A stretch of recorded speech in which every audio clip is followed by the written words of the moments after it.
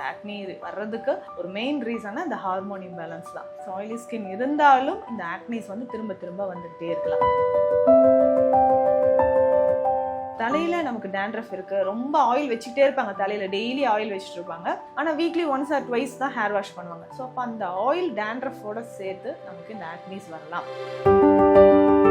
So இப்போ ஒருத்தங்களுக்கு ஆக்னி இருக்கு அப்படின்னா அப்போ என்ன மாதிரியான விஷயங்கள்லாம் அவங்களோட முகத்துல அவங்க பயன்படுத்தணும்? பெண்களுக்கு தொடர்ந்துன்னு பார்த்தீங்கன்னா கஸ்தூரி மஞ்சள், ஸ்கார்ஸ் வராமல் இருக்கிறது கஸ்தூரி மஞ்சள் தான் ரொம்ப ரொம்ப பெஸ்ட்டாக இருக்கும். தைராய்டு இஷ்யூஸ் இருக்கலாம், பிசிஓடி கம்ப்ளைண்ட் இருக்குது, ஃபேஸில் நிறைய பேருக்கு ஹேர் க்ரோத் வர ஆரம்பிச்சிடும், நெக்லியோ பார்த்தீங்கன்னா பிளாக் கலர் பிக்மெண்டேஷன், இது எல்லாமே நமக்கு ஹார்மோன் இம்பேலன்ஸ் இருக்கிறதுக்கான ஒரு சிம்டம்ஸ் தான். மஞ்சள்னாவே ஆண்கள் யூஸ் பண்ணலாமா, எங்களுக்கும் ஏதாவது கண்டிப்பாக ஏதாவது ஒரு ஹெல்ப் சொல்லுங்க அப்படின்னு சொன்னால், தழும்புகளை குறைக்கணும் அப்படின்னா அதுக்கு என்ன மாதிரியான விஷயங்கள்லாம் நம்ம பயன்படுத்தலாம்? ஸோ ஃபஸ்ட்டு ரெகுலராக டெய்லி காலையில், ஸோ லேடிஸோ இல்லை ஜென்ஸோ பாடி நல்லா கிளென்ஸ் ஆகும் அப்படின்னா, ஸோ மெயினாக ஃபஸ்ட்டு நம்ம எடுத்துக்கக்கூடியது. ஹாய் ஹலோ வணக்கம் ஆதன் ஆரோக்கியம் வியூவர்ஸ், நான் உங்கள் அனிக்ஷா சுவாமிநாதன் அண்ட் வெல்கம் டு ஆதன் ஆரோக்கியம் சேனல். ஆக்னி, பிக்மெண்டேஷன் இதெல்லாம் வந்துட்டு ரொம்ப பெரிய பிரச்சனையாக நிறைய பேர் வாழ்க்கையை மாற்றி போடுற அளவுக்கு நம்மளாம் ஃபேஸ் பண்ணிட்டு இருக்கோம். இந்த ஆக்னியை வந்துட்டாலே வந்து என்ன ஃபேஸ் வாஷ் யூஸ் பண்ணுறது தெரியாது, என்ன க்ரீம் யூஸ் பண்ணுறது தெரியாது, அண்ட் இது எப்படி நம்ம ஃபேஸை விட்டு எடுக்கிறதுன்னு தெரியாமல் நிறைய பேர் சுற்றிட்டு இருப்பாங்க.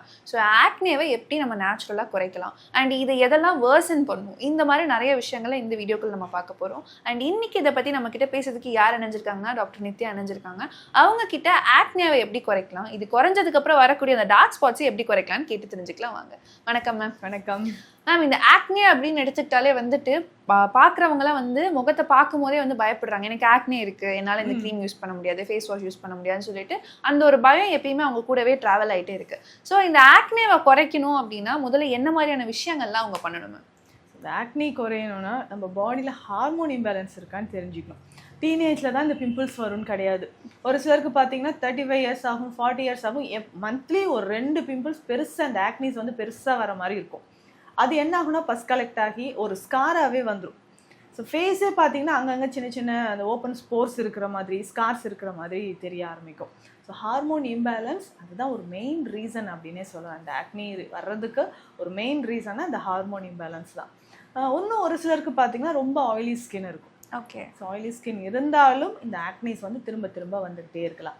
இன்னொன்று, பிளட்ல நிறைய டாக்ஸின்ஸ் இருக்கா அப்படின்னு நம்ம செக் பண்ணிக்கணும். இல்லை இர்ரெகுலர் பீரியட்ஸ் இருக்குது, இல்லை தைராய்டு இஷ்யூஸ் இருக்குது அப்படின்னாலும் நமக்கு ஆக்னிஸ் வரலாம்.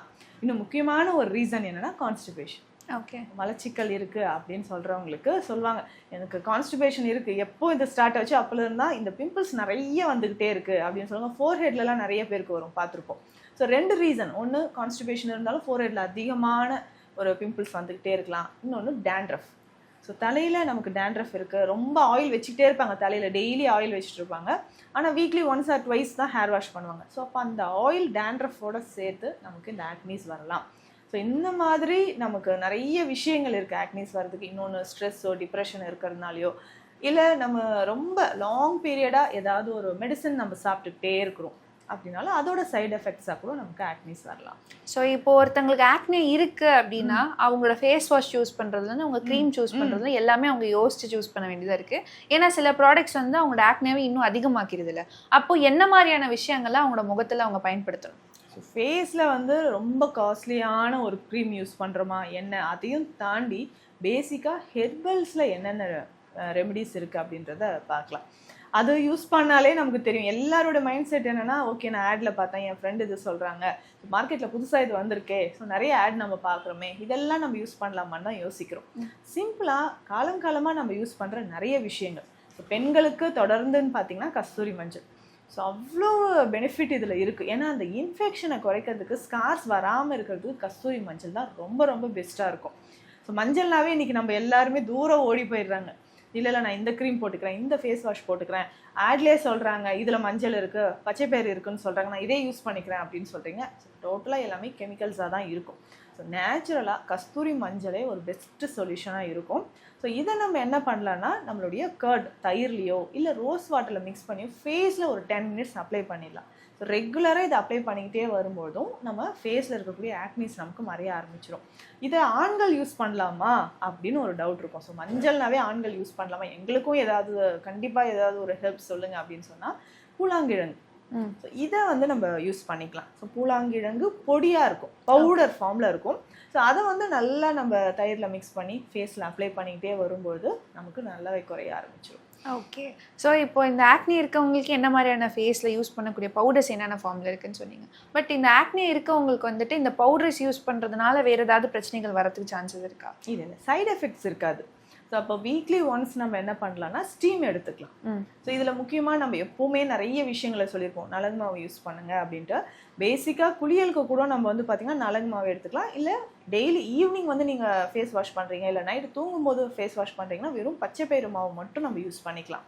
ஸோ அதை யூஸ் பண்ணும்போது ரொம்ப ஆயிலி ஸ்கின் இருக்கா அது வந்து நமக்கு குறைய ஆரம்பிச்சிடும். இன்னொன்று ஈஸியாக இப்போ ஆயிலி ஸ்கின் இருக்கிறவங்களுக்கு ஒரு பெஸ்ட்டு சொல்யூஷன் அப்படின்னா முல்தானி மட்டி.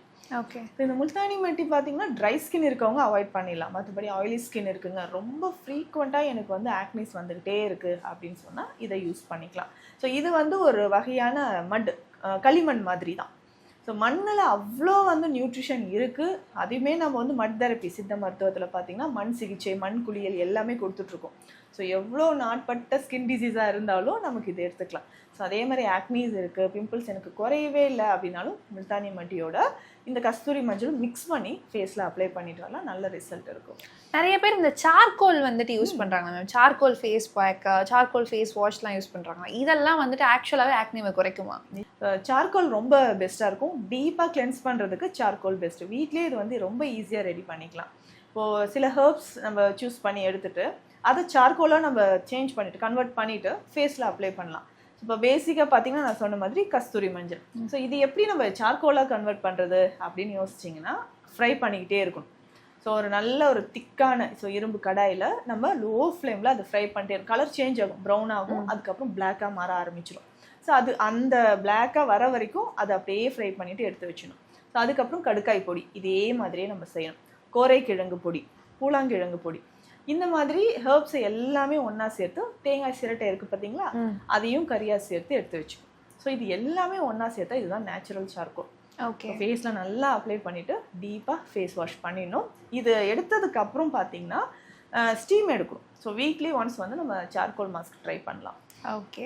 ஸோ இந்த ஆக்னே போனதுக்கு அப்புறமா ஒரு ஸ்கார் வந்து நம்மளோட முகத்தில் வந்ததில்லை மேம். இந்த மாதிரி தழும்புகளை குறைக்கணும் அப்படின்னா அதுக்கு என்ன மாதிரியான விஷயங்கள்லாம் நம்ம பயன்படுத்தலாம்? ஸோ ஃபஸ்ட்டு ரெகுலராக இந்த ஃபேஸ் பேக் நம்ம யூஸ் பண்ணிக்கிட்டே வரணும்.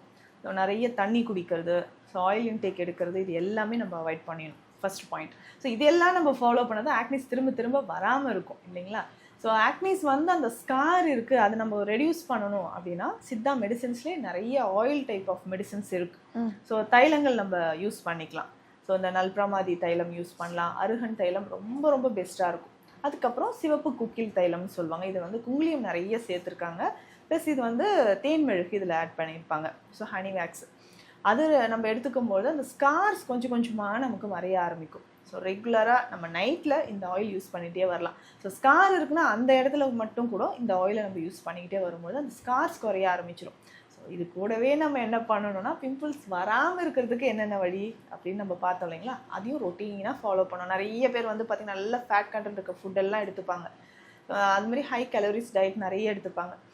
அதை ஃபஸ்ட்டு அவாய்ட் பண்ணிவிட்டு நல்ல ஃபைபர் கண்டென்ட் இருக்கிற ஃபுட்டு, கான்ஸ்டிபேஷன் இல்லாமல் பார்த்துக்கிறது, நைட்டில் நல்ல தூக்கம், ஸோ வாட்டர் இன்டேக் நிறைய எடுக்கிறது, இது எல்லாமே செஞ்சாலும் பிம்பிள்ஸ் நமக்கு குறைய ஆரம்பிச்சிடும். ஸோ இதுக்கெல்லாம் முதல் காரணமாக நீங்கள் இந்த ஹார்மோனல் இம்பேலன்ஸ் அப்படின்றத சொன்னீங்க. இப்போ இந்த ஹார்மோனல் இம்பேலன்ஸ்க்கு வந்து நிறைய பேர் வந்துட்டு கஞ்சி மாவு கொடுக்குறாங்க, ட்ரிங்க் கொடுக்குறாங்க, நிறைய ரெமடிஸ் சொல்கிறாங்க. ஸோ நீங்கள் ஒரு டாக்டர் அப்ரூவ்டாக ஒரு ட்ரிங்கோ இல்லை ஒரு ப்ரிப்பரேஷன் இதை நம்ம சாப்பிட்டோன்னா நம்மளுக்கு ஹார்மோன் வந்து பேலன்ஸ் ஆகும் அப்படின்னா நீங்கள் எதை சொல்லுவீங்க? லேடிஸ்க்கு ஸ்பெஷலாக ஸோ ஹார்மோன் இம்பேலன்ஸ்னு சொல்லும்போதே தைராய்டு இஷ்யூஸ் இருக்கலாம்.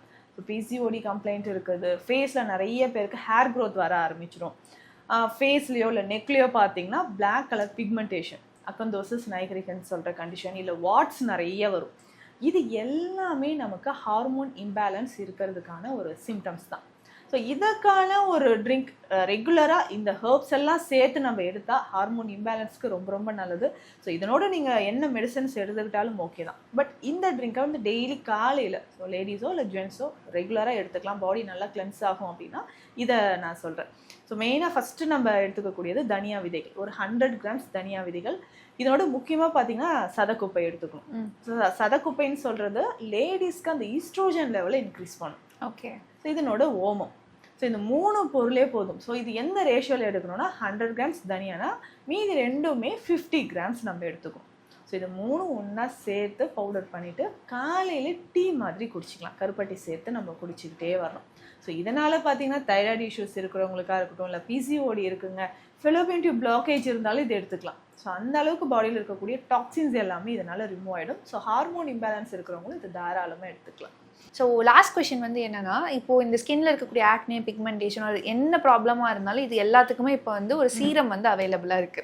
ஸோ சீரம்லாம் வேண்டாம், நேச்சுரலா இந்த ஒரு விஷயத்த ட்ரை பண்ணுங்க அப்படின்னு சொன்னா நீங்க எதை சஜஸ்ட் பண்ணுவீங்க? அலோவேரா ஜெல் எடுத்துக்கலாம். ஃப்ளாக்ஸ் சீட்ஸ் இருக்கு இல்லைங்களா? ஸோ இதை தண்ணியில் போட்டு நிறைய பேர் இதை ட்ரை பண்ணியிருப்பாங்க. ஸோ தண்ணியில் போட்டு பாயில் பண்ணும்போது ஜெல் மாதிரி வரும். ஸோ அந்த ஜெல்லை ஃபேஸில் அப்ளை பண்ணிக்கலாம். சாதம் வடித்த கஞ்சி தண்ணீர் இருக்குது பார்த்தீங்களா? ஸோ இதையுமே வந்து ஃபேஸில் அப்படியே அப்ளை பண்ணிக்கலாம். ஸோ சீரம் நம்ம வந்து ரெடிமேடாக நமக்கு என்ன கிடைக்கும், வீட்டில் இருக்கிறது தான். ஸோ இது நல்லாவே நமக்கு கிளென்ஸ் பண்ணி கொடுக்கும். அப்படின்னா இது 3த்தையுமே ட்ரை பண்ணலாம். ஸோ இன்னைக்கு ஆக்னி அண்ட் பிக்மெண்டேஷனை வந்து எப்படி நேச்சுரலாக குறைக்கலாம் அப்படின்னு சொல்லிட்டு நிறைய விஷயங்கள் ஷேர் பண்ணிங்க. அடுத்த டாப்பிக்கில் மீண்டும் சந்திக்கலாம். நன்றி. தேங்க்யூ.